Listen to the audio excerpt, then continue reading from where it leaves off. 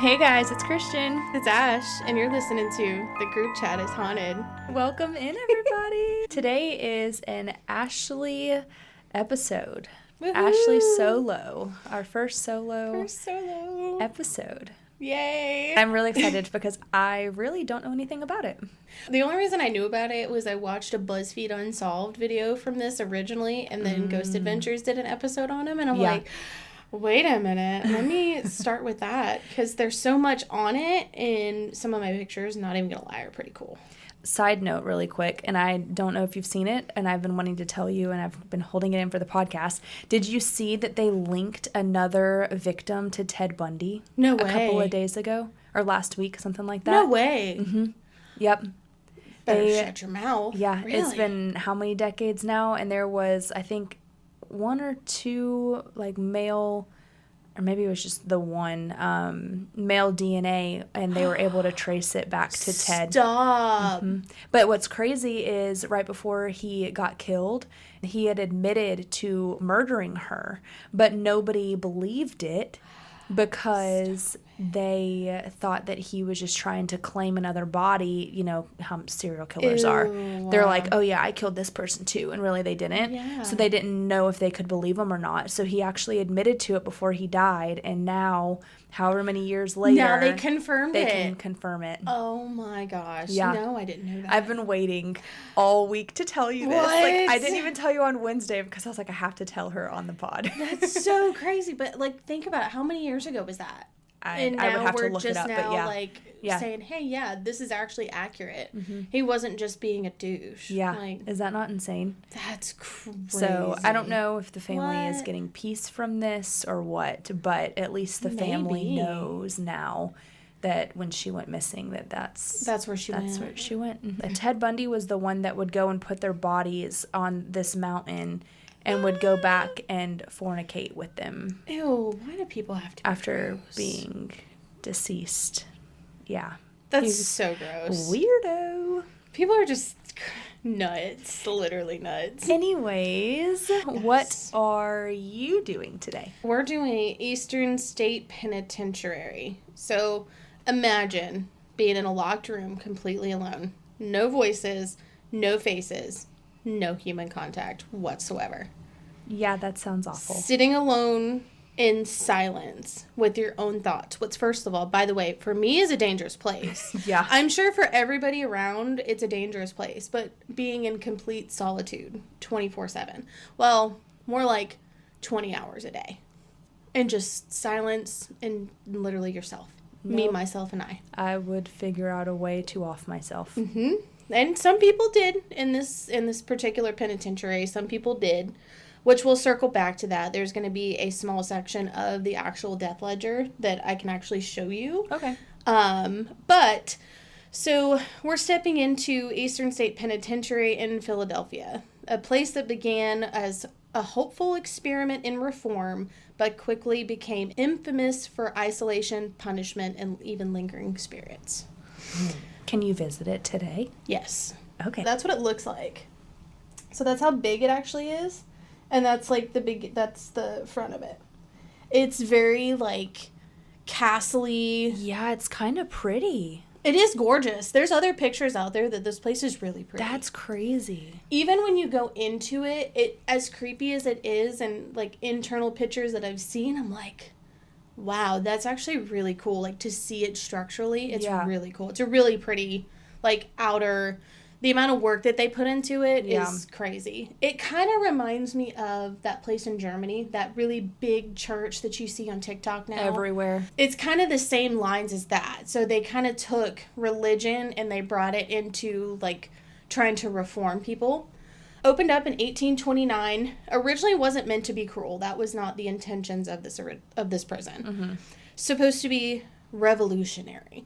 So they were basically believing that labor, solitude, discipline equals penitent or penitentiary. So that's kind of where it all stemmed from.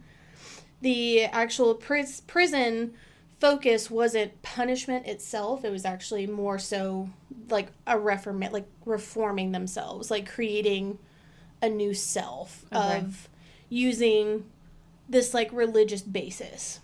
which is, I mean, pretty cool, I think, in my opinion. The idea was to give criminals a space to reflect, pray, and change. That's why penitence, that's where the word penitentiary came from. Oh. Fun fact.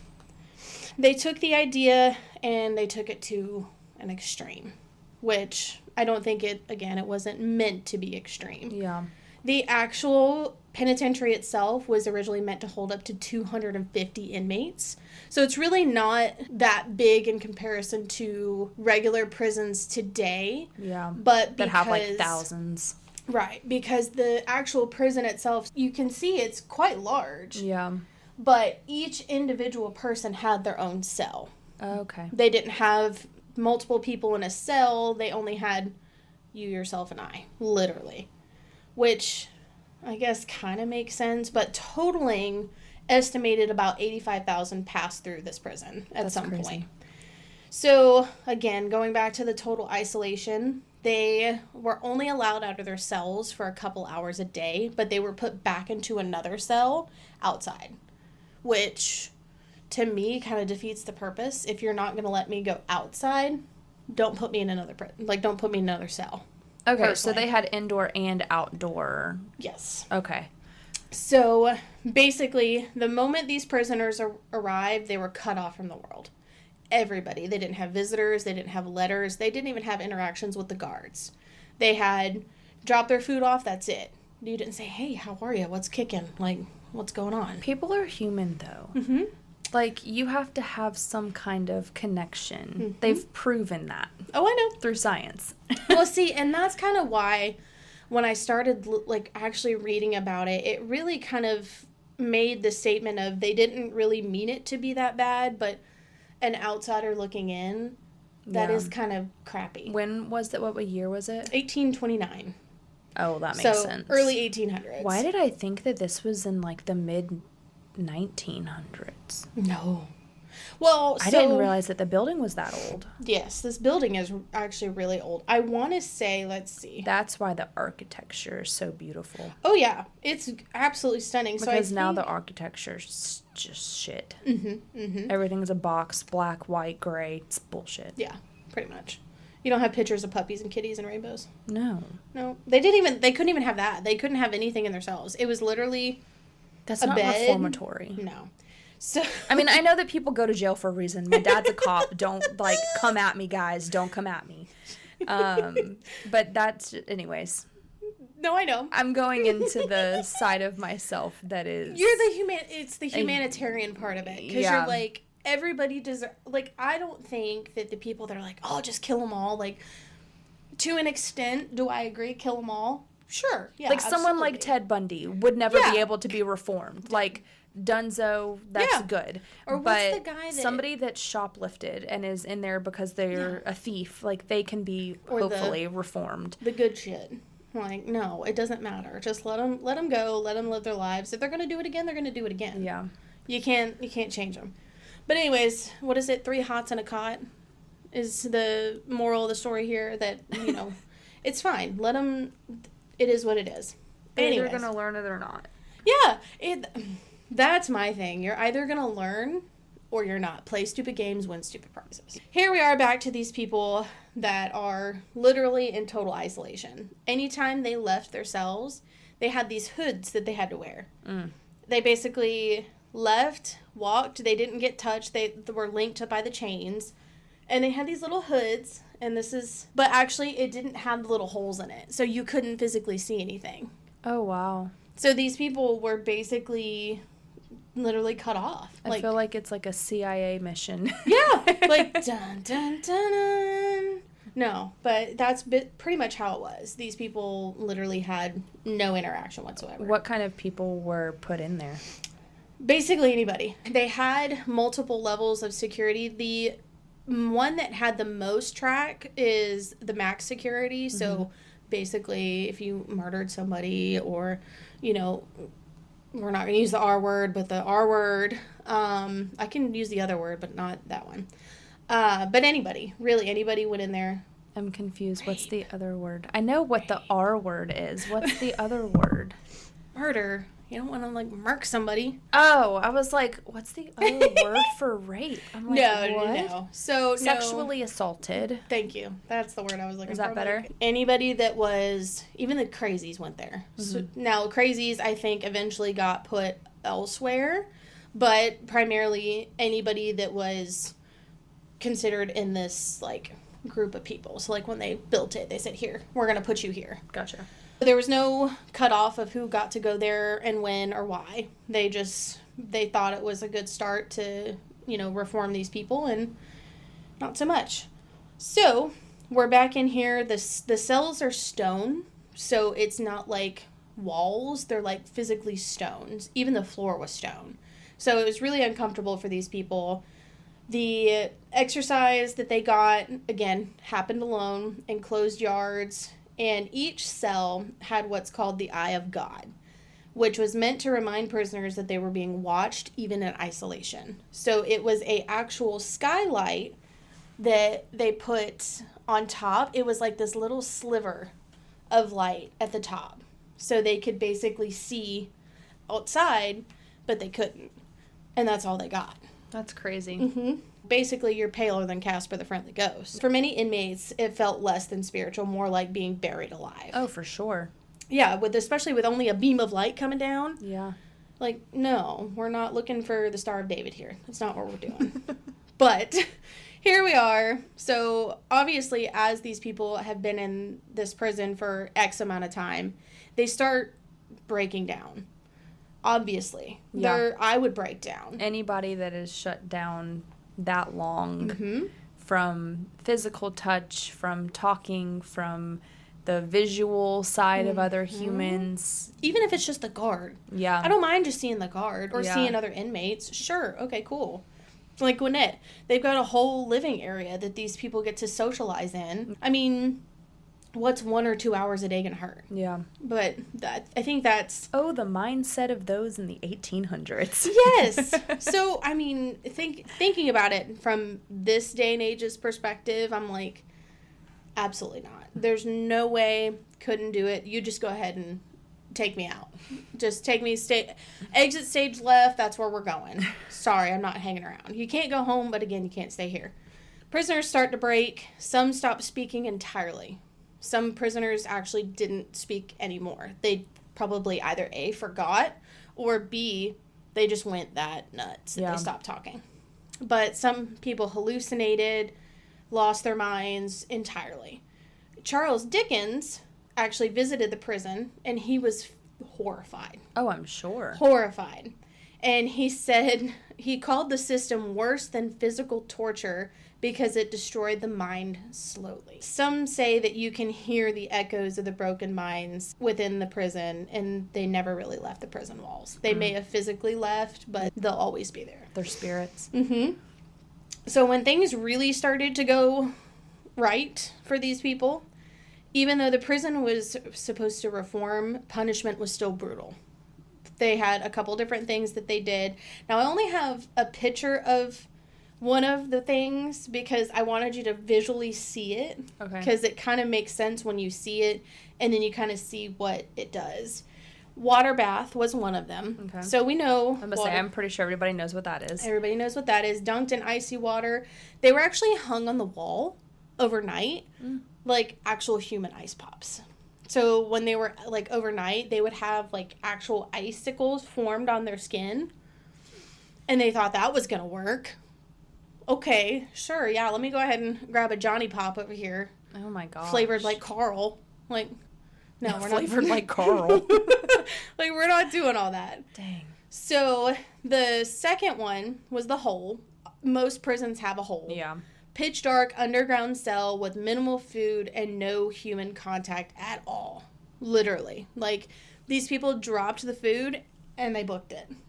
So, this would cause inmates to, again, lose their marbles. The iron gag. I saved the best for the last. A metal device that strapped to their tongue, chained to their hands, and any movement tightened the gag around them. People died from this thing. Oh, I'm sure. Any movement would cause it to tighten and then basically just, like, choke you to death. And it would push your tongue back because it was, like, this little this little thing. What? Yeah. We'll post pictures on Instagram for you guys. Can you imagine? That's insane. Implement of torture is what it's called on this little photo here. These people basically were chained to themselves, and they were their own torturer. People in the 1800s were gnarly, man.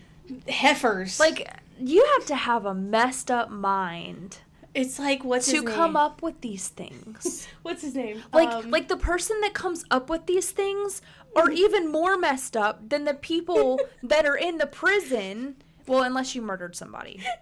But still. What's the character's name that rides the bike? What? It's the little puppet that does I have no idea. the torturing. Oh my gosh, what is his name? Oh, it's a whole movie. It's a whole series. If anybody remembers the name of it, tell us in the comments. Because it's the guy, it's the little puppet. Let's play a game. That guy? Oh, that's creepy. You don't remember? No. It's a whole movie series. You got to remember, my family was really strict on what I could not watch growing up. So that's probably why I'm so interested in all this stuff as an adult. It's a whole thing. It's actually this like puppet. I'm pretty sure it's a person in the end that basically comes up with these games that you have to play in order to survive. And he comes up, like there's a cage that they put on someone's head that it's like a bunch of spiders and stuff, and you have to figure out how to get out of it, but you can't get the key because the key's in the box. That's some fucked up shit. I've never watched the movies. I've only seen a couple bits and pieces here and there, but it's this little puppet that comes in on a little, like, toddler scooter or whatever. Does it have, like, a white face and, like, really, like, sunken in black eyes? Yes, I think so. And he kind of looks like a clown. I think I know what you're talking about, but I've never seen it. I didn't know that it was a movie or a TV show or whatever it is. It's a whole movie. But anyway, so yeah, it's kind of like him creating these games, like how to torture somebody to where they literally snap and lose their mind, or they just straight die. That's insane. Yeah. So that's the three main ways that these people were punished. But again, this is where things kind of started to go south. Because originally that was not in play. They tried to do more wholesome things to help these people. But unfortunately, we don't get to see the good. We see all the bad. Right. One of the other things that you can think about is the fact that it was no longer about reform at this point. It was about control. Right. So here we are. And I'm going to circle back because other deaths in this prison were things like tuberculosis, suicide, obviously. Yeah. Murder, straight murder. I don't know how people got murdered when they couldn't hang out together, but apparently it happened. So the total accounted deaths are close to 1,000. The original death ledger is actually still located in the reading room within Eastern State Penitentiary. I think I saw that on Ghost Adventures. This book is so old and rotted. Like, you can't touch it, You right? can't touch it. I mean, I think you can, but you have to have, like, a specialist, right? Yeah, you have to Like, have somebody you have to have, like gloves and like, okay. I do remember seeing that about the place. So there's part of it. That's when it wasn't quite as dilapidated. They've got so much, again, that happened within the span of the years that it was in operation. TB, like I said, suicide, murder. The hospital hasn't moved the ledger from within the hospital, obviously, because they don't want it to fall apart. And it's something that is a part of history. Like, this page in particular is from 1893. And it shows you the inmate's number, but it doesn't show you their name. Oh. So they're just a number to these people. The average death age on this particular page is anywhere between 20 to 40. So it's a pretty wide age gap. But still so young. Especially for a 19-year-old to die from typhoid fever. Like, what is typhoid fever? I don't even know what that is. But tuberculosis. And then cardiac disease, which basically means they heart attack, probably. Yeah, probably a heart attack from that, being or they tortured. didn't know, so they just put down cardiac. So at some point when the prison started to become a little too big for its britches, The example that I have for murder in this case scenario, at some point they had multiple people in cells. These cells weren't meant to hold more than one person. Right. So apparently at one point, someone named Joseph Havel marked his own cellmate, George Kopp. He stabbed this gentleman 49 times with a pair of scissors. Where did he get the scissors, first of all? I was literally thinking that. Where do you get... The craft room. It must be the craft room. Okay. But cell block 8 is where this took place. But stabbed him 49 times with a pair of scissors. Where he got these scissors, no one can tell, obviously, because this is back in the 1800s.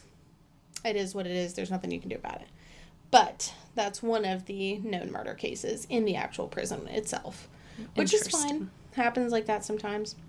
The actual famous inmates that were housed in Eastern State, Al Capone. Everybody knows Al Capone. Yep. He had a very quite comfortable cell, and he had the most comfortable cell within the actual prison. I was about to say, I've seen, yeah. Gorgeous. Yeah, Georgina. so he has a bar that he used to have in Arkansas. There you go. And the original, like, piece that he got shipped over from Italy, I think, is still there. And they have, like, a fake thing of him in front of him that you can, like, take a picture with them and stuff like that. And they have his, like, pictures of his cell and everything like that inside of the bar. Yeah. There's his little original inmate card. Look at him smiling. Which is so funny because he looks like he'd be such a nice, lovable guy, and really he's a piece of shit. Yeah, he's a total piece of shit. But you know what? It happens like that sometimes. He was haunted by a gentleman that died in the Valentine's Day Massacre. He said that basically documented his experience in the prison. He was haunted so badly that even though his cell was so comfortable, he didn't make it. He just couldn't do it. He was basically driven mad. Yeah.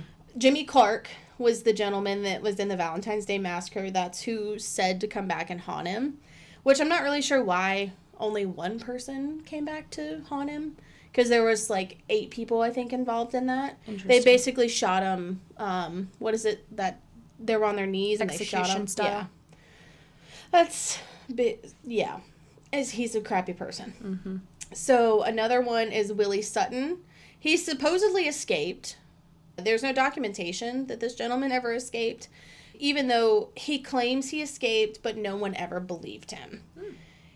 So here's a picture of... He must be Houdini to escape. Yes. If it's truly that, what word am I looking for? Controlled, like that. Mm-hmm. You know what I mean? Where the guards, like, you don't see them, you're tied up, You have a hood over your head. Yeah. It's fine. Like, how do you get your way out if you have a hood over your head all the time so you don't know the ins and outs? Yep. Anyways. Even the most infamous couldn't escape the prison's isolating grip or the eerie atmosphere that lingers long after. Soap Lady. No clue. I think she's coming back to Eastern State and saying, hey, guys, I'm here.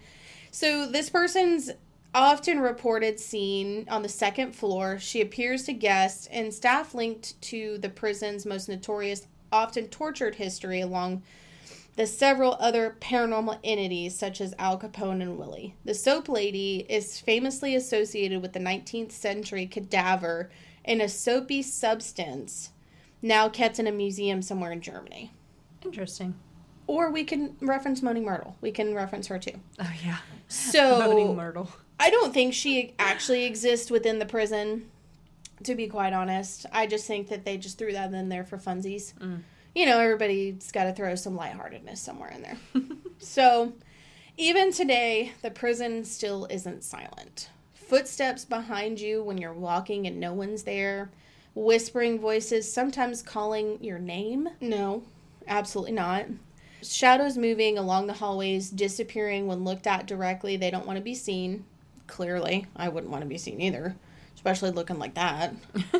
Sudden cold spots, especially near cells where prisoners suffered extreme punishments. Yeah. Most haunted parts in the penitentiary, the former hospital section, cell block 3, cell block 15, max security, cell block 4, and cell block 12 are the ones that have the most activity. Okay.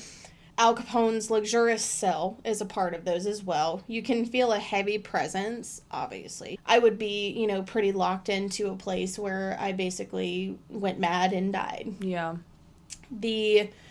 Even after decades, you can still hear his voice when you do, like, EVP sessions. People say that they hear Al Capone's voice itself, and they can say, oh, they hear him or Jimmy. Oh, wow. And with that being said, that's another part of the actual hauntings is the voices. You hear more voices than you do anything but shadow people.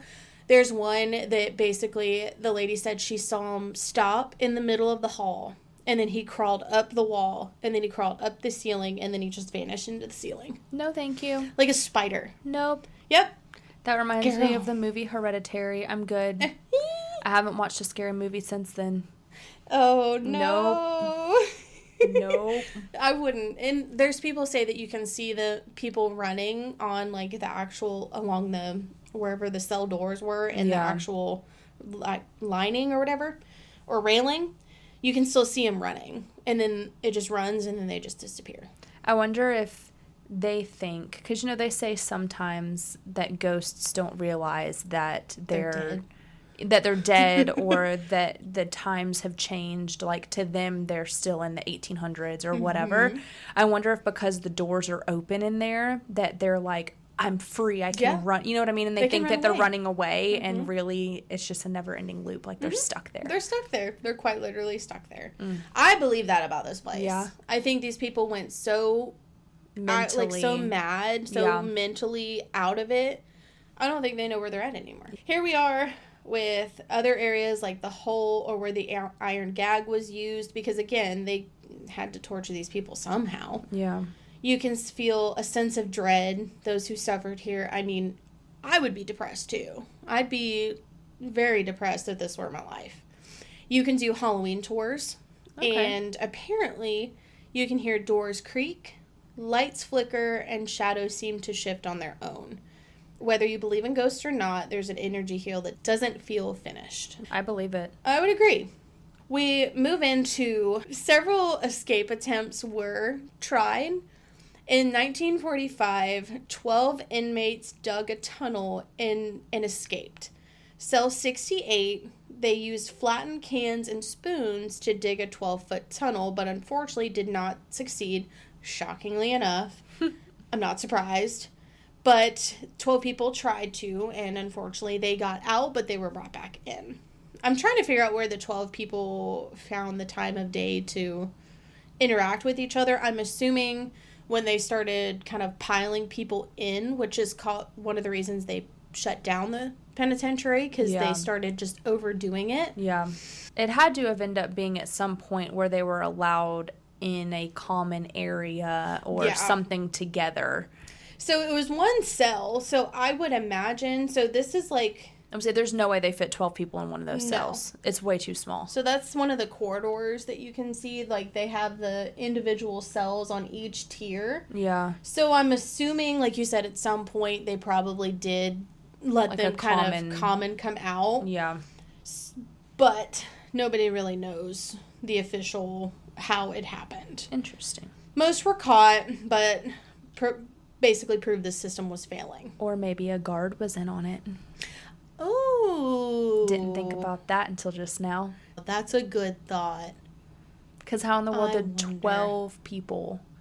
Because that area, even to have a common area, is not big enough. It's literally just a room, railing, railing. You know what I mean? Interesting. I didn't think about that. I'll have to look that up. I'll have to research that because I'm curious now. By the 1900s, overcrowding had taken its toll. Each cell, again, was only meant to hold one person, and it got up to 3. So as these people were coming in, they were trying to get them out, do whatever they needed to do. 3 people in a cell of that size. Yeah. Crazy. But the solitary system collapsed, and the original vision of the reform faded, and the prison closed its doors in 1971. Wow. That's a good time of being open. Mm-hmm.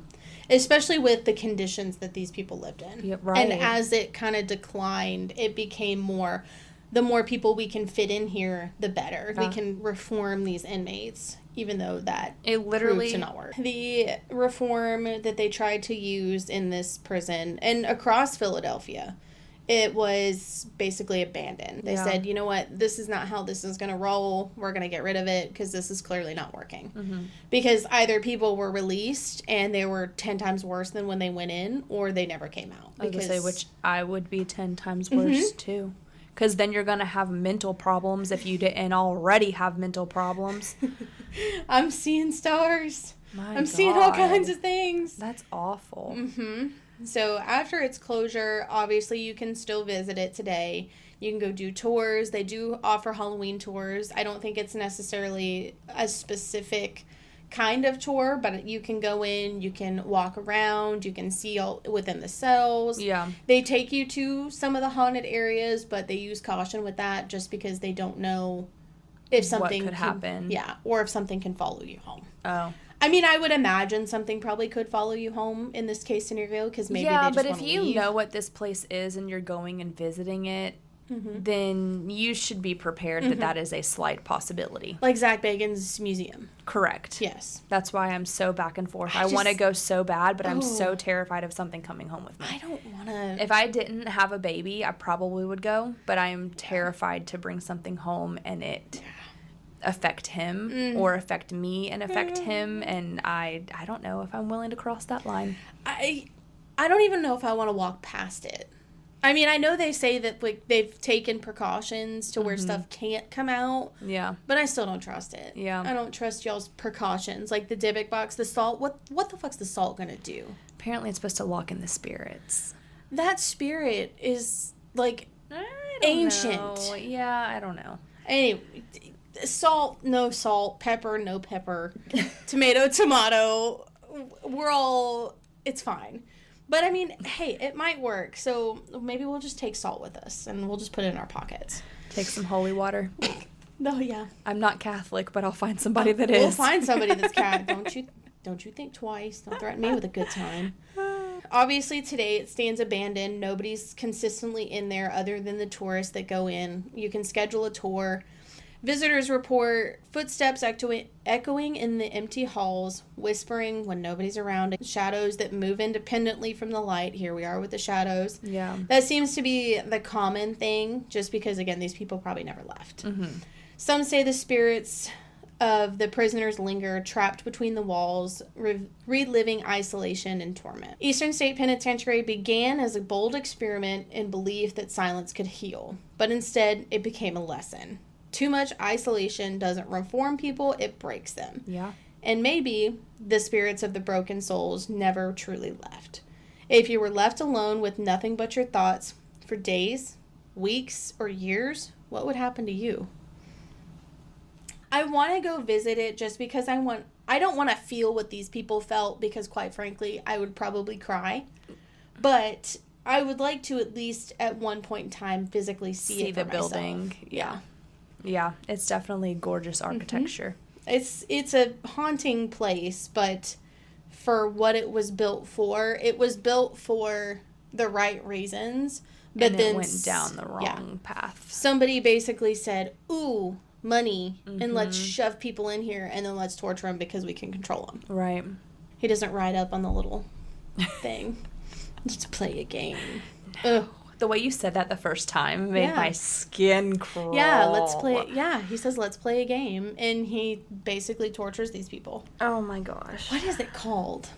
I don't know. That was crazy, though. I could not imagine that gag. And we'll post a picture, or you guys can Google it while you're listening. But don't do it if you're driving. No, don't text and drive. But it's dangerous. It's illegal in the state of Georgia, by the way. I did not realize that it was meant to be something good and turned out bad. Yeah. And that's what makes it so sad, because somebody somewhere had good intentions. Yeah, that they were going to do good in the world. Yeah. And say, okay, let's get these people, reformed. Let's bring them back to God. Yeah. And they strayed far away from God. They just strayed away. There was no getting them back. It's so sad. But it's so good because you think about it now and you're like, I'm glad that we're not in that same same part of history. Yeah. Yeah. I like reading about it. I wish it could be like Outlander, where I could go and visit and then touch a rock and come back, just to be able to wear the dresses of that time period. Oh, I know. But anything else of that time period, no thank you. No thank you. You can keep it. I don't know. I think it's gorgeous. Obviously, this is our 3rd episode, and we've already done 3 stories on the 1800s. So I feel like that's a theme. We might have to keep I mean, we're gonna hop into some pretty old stuff even after this. Like, I saw one. Well, even my next story is 1800s too. Stop. Yeah. Oh, that's right. Yep. Okay. I'm excited about that one. Me too. That is the Eastern State Penitentiary. Well, that was wonderful and eerie and sad and everything else in between. Yeah. But and it is so sad. It's overall, that's nobody... I don't know. Unless you're a murderer, you deserve that shit. But or you sexually assault children. Yeah, that's even more fucked up. Mm-hmm. But anyways, if you enjoyed listening to the episode, make sure to follow us on social media for any updates at... The Group Chat is Haunted on Instagram, TikTok, and YouTube. Yes, and if you have any unexplained stories, spooky stories that you would like to share, you can email us at... groupchatishaunted@gmail.com. Wonderful, and we look forward to the next episode. Thank you for listening, and we will see you next week. Bye. Bye.